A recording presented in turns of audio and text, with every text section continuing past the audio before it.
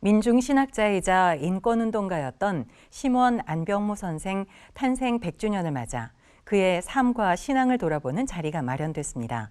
가난하고 어려운 이들의 삶을 주목했던 안병무 선생의 삶과 신앙에 빗대어 오늘날 직면한 사회 문제를 어떻게 바라봐야 하는지 고민하는 자리였습니다. 한혜인 기자의 보도입니다. 폭염과 한파, 홍수, 가뭄 등 전 세계적으로 기후위기가 심화되고 있습니다. 안병무 선생 탄생 100주년을 맞아 열린 학술대회에서 발제자들은 기후위기 문제에 주목했습니다. 과도한 소비의 산물인 기후위기가 전 세계 가난한 이웃들의 생존을 위협하고 있다는 점 때문입니다. 우리가 2년 이상의 팬데믹을 경험했고, 그리고 이것과 함께 기후위기가 굉장히 심각하다는 것을 몸소 이제 경험하면서 기후위기는 절대 환경 문제가 아니라 우리의 삶의 문제이고, 그리고 정치의 문제이고, 경제의 문제입니다. 송진순 교수는 목회 현장에서 기후위기 문제를 공론화하기에는 아직도 어려움이 많다며 한국교회도 시대의 요청에 답해야 한다고 강조했습니다.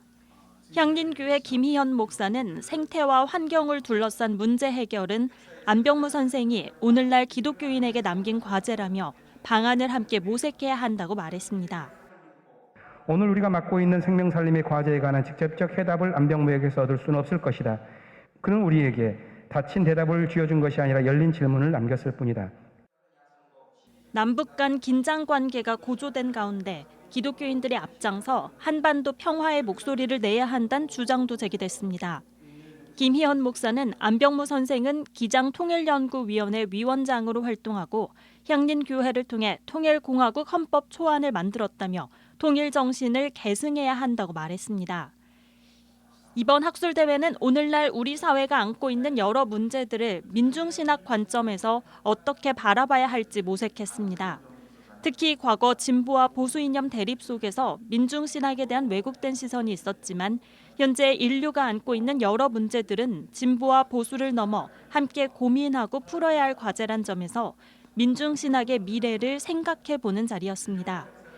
이 땅에 어려움을 겪는 사람들이 늘어날수록 민중신학의 필요성이 확대될 것이란 의견도 나왔습니다. 인간 자체가 소모품으로 전락하는 이런 극단적인 상황을 우리가 경험하고 있는 현실성에서 여전히 민중신학의 인식은 중요하다. 코로나19와 전쟁, 비정규직 확산 등 사회 불안 요인이 많아지고 빈부격차가 갈수록 심해지는 가운데 7, 80년대 민중의 삶을 주목했던 민중신학이 오늘날 소외된 이웃들의 삶을 새롭게 조명하고 있습니다. CBS 뉴스 한혜인입니다.